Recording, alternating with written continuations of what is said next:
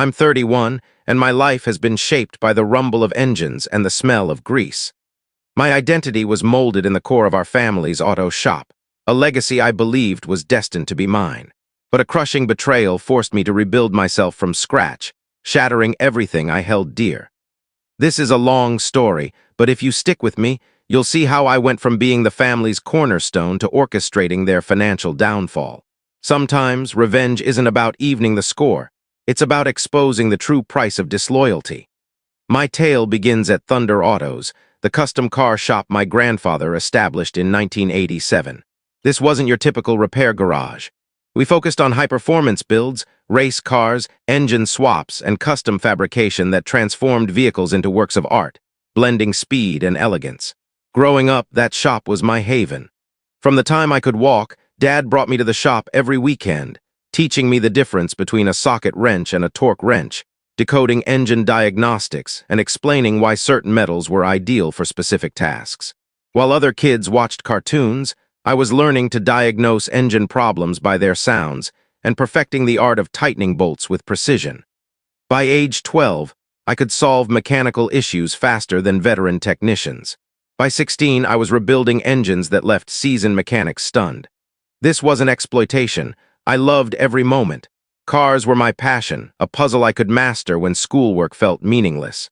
My sister, Emma, now 26, was my complete opposite. While I welded and crafted bespoke parts, she fussed over her manicures and complained about grease on her designer clothes. She studied marketing in college, which mostly meant posting polished selfies and crafting captions filled with trendy buzzwords. After high school, I threw myself into Thunder Autos full-time. Dad promised the shop would one day be mine, that my hard work was an investment in my future. I trusted him completely, why wouldn't I? But here's where the story turns grim. For 8 years, I worked 70 to 80 hours a week for a modest $42,000 annually. Skilled mechanics like me typically earn $75,000 to $90,000, and custom fabricators in our market often surpass $100,000, especially with clients willing to pay premium rates. I accepted less because Dad convinced me it was for the business's growth and my eventual ownership. Meanwhile, Emma worked about 20 hours a week as our social media manager, earning $38,000. Her role involved posting Instagram stories of cars I built, subtly taking credit, flirting with clients, and planning marketing events that were essentially company-funded parties. Thunder Autos generated $1.2 million a year, with 6 mechanics, 2 apprentices, and a 4-month project backlog. I handled nearly all the complex custom work, full restorations, modern engine swaps into classic cars, and bespoke racing components. I also managed the team, calmed frustrated clients, negotiated with vendors, and oversaw daily operations while Dad focused on high-level tasks, played cards, and took long lunches. Emma's biggest accomplishment was a TikTok video that got 50,000 views, mostly from people more interested in her appearance than our craftsmanship. Dad acted like she'd revolutionized marketing, praising her understanding of modern trends. My sacrifices were heavy. I hadn't had a serious relationship in 3 years. I lived in a cramped apartment I could barely afford and drove a worn-out 15-year-old truck while Emma cruised in a company-leased BMW. My social life disappeared. Friends stopped inviting me out because I was always on call for work emergencies. The breaking point came last Christmas with our biggest contract yet. 3 custom hot rods for a tech tycoon, a 6-figure deal that would elevate Thunder's reputation. I spent 3 months designing every detail, working weekends and sleeping at the shop. Emma's contribution, posting behind-the-scenes videos, posing with my work and captioning it. Another win for the Thunder team. So proud of our effort. She spent maybe 10 minutes near the cars. When the client picked up his vehicles, he was ecstatic, praising the craftsmanship and slipping Dad a $15,000 cash bonus for exceeding expectations. Dad kept it without mentioning it to me. That night, he took Emma to a fancy steakhouse to celebrate. I found out via her Instagram story, complete with champagne and lobster, captioned, "Cheers to another Thunder triumph. Hard work pays off." I should have seen the betrayal coming, but I was oblivious to their true plans. The moment that changed everything happened 3 months ago on a routine Tuesday night. I was working late, installing a turbocharger on a client's Mustang, a job that should have taken 6 hours but stretched to 8 due to unexpected complications. Around 9 p.m., I needed the shop's insurance policy number for paperwork. Important files were kept in Dad's office, usually locked after hours. That night, he'd forgotten to lock it. Searching through the filing cabinet, I found a folder labeled Succession Plan Confidential, hidden among old tax records. My pulse quickened as I opened it. Inside was a legal document outlining the transfer of Thunder Auto's ownership. On Dad's 60th birthday next year, 100% of the business would go to Emma. Not a shared stake, not a partnership, everything. The shop, tools, client list, and reputation I'd built. Worse, I found emails between Dad and his lawyer spanning 6 months discussing how to secure Emma's financial future. One note read, "Tyler will be okay. He's got the skills to start fresh elsewhere."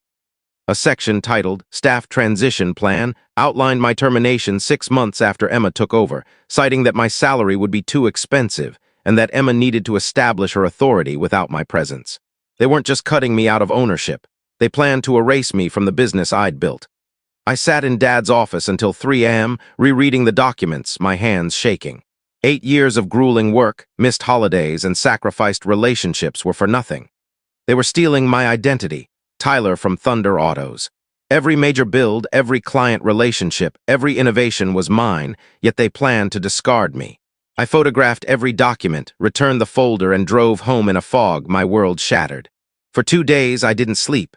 The betrayal consumed me. Every work call made me want to smash my phone. Pretending everything was normal at the shop was agony, knowing my efforts were paving the way for Emma's takeover. I considered confronting them, but decided to wait for our monthly family dinner, Mom's pot roast and bonding time. I brought printed copies of the documents, tucked in my jacket. Dinner was painfully ordinary.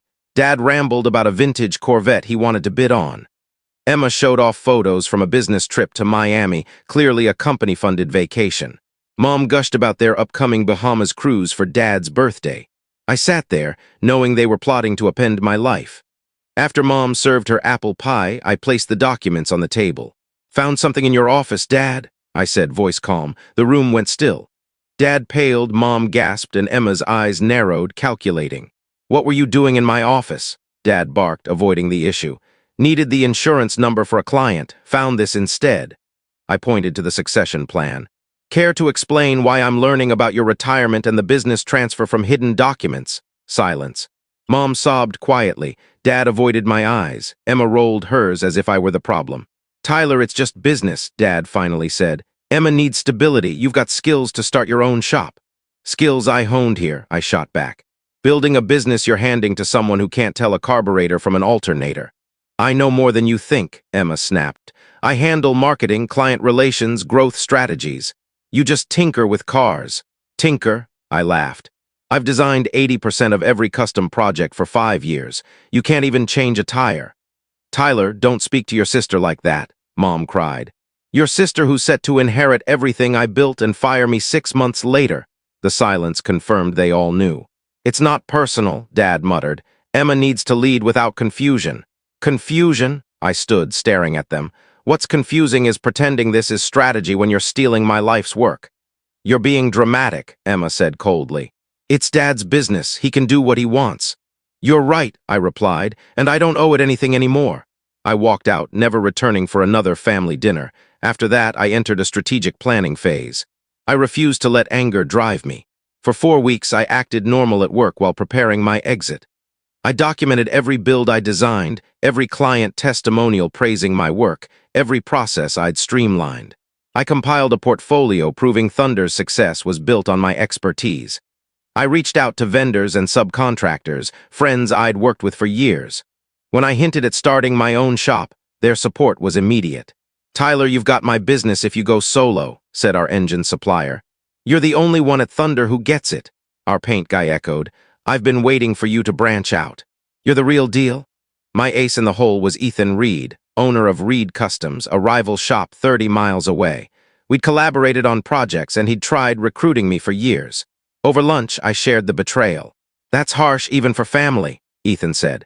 He offered me a deal, 40% ownership of a new division, Reed Elite Builds, with an $85,000 salary and performance bonuses.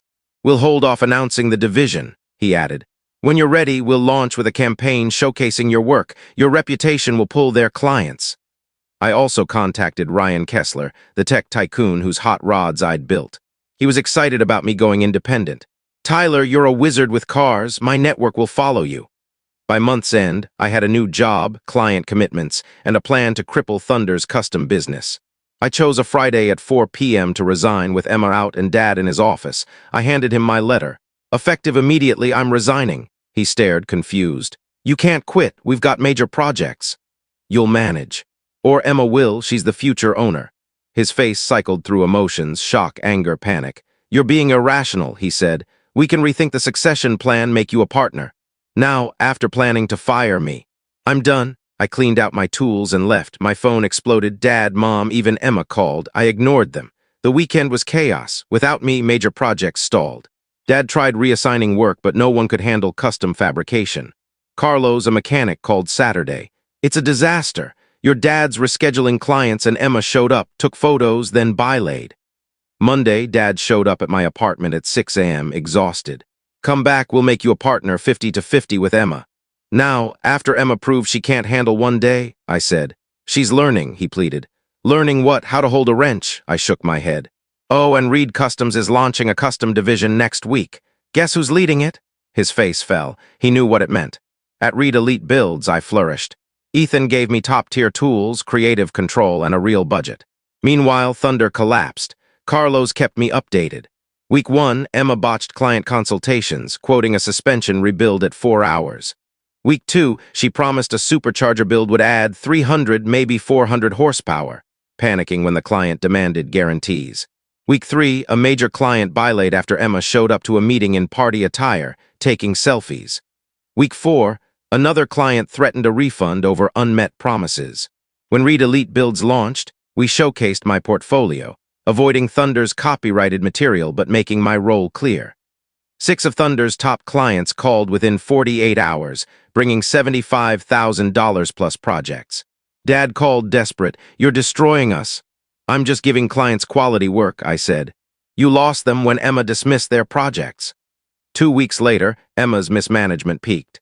She live-streamed an engine swap, giving wrong instructions and insisting on a pink engine bay for viral appeal. The client was furious, demanding a refund and damages. Dad paid $18,000 to settle. Carlos laughed. "She's banned from the shop floor now, stuck posting pre-approved content." 4 more clients jumped to Reed Elite Builds. Thunder's revenue dropped 50%. Vendors demanded cash up front.